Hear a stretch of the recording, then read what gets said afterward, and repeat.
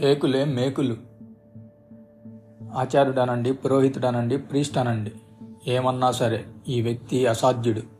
ఏకై వచ్చాడు సంఘంలోనికి, మేకై కూర్చున్నాడు. ఆ సింహాసనం నుంచి దిగనంటాడు, తన అధికారమే చెల్లాలంటాడు. కాదు కూడదంటే శపిస్తాడు, నరకం అని భయపెడతాడు. పిలవని పేరంటంగా వచ్చాడు పెళ్లి తంతులోనికి. ఏదో తెలిసి తెలియని సూత్రాలు మంత్రాలు అల్లాడు. అర్థం లేని అబద్ధాలు ఆడించాడు. 4 అక్షంతలు నెత్తిన వేశాడు. అవి పడకపోతే అది పెళ్ళే కాదన్నాడు.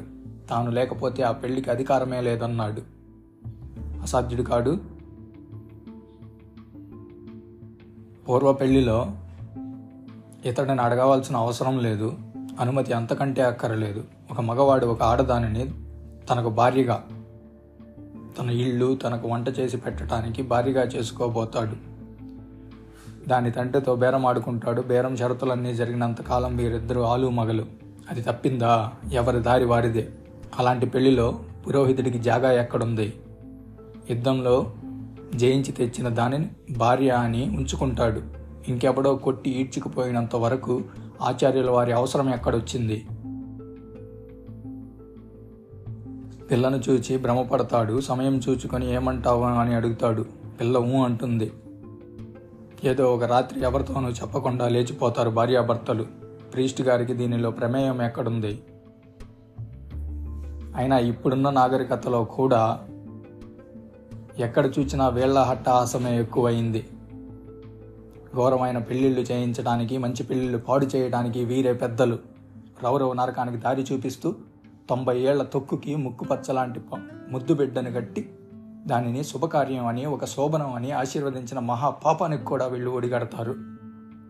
ఉరితాడుగా గళానికి సూత్రం కట్టి దానిని మంగళసూత్రం అని పొగిడారు. ఆ పెళ్లి కొడుకు ఎంత దుష్టుడైనా, ఎంత నీచుడైనా, వ్యభిచారి అయినా యావజ్జీవము ఆడది వాడినే దైవంగా చూడాలంట.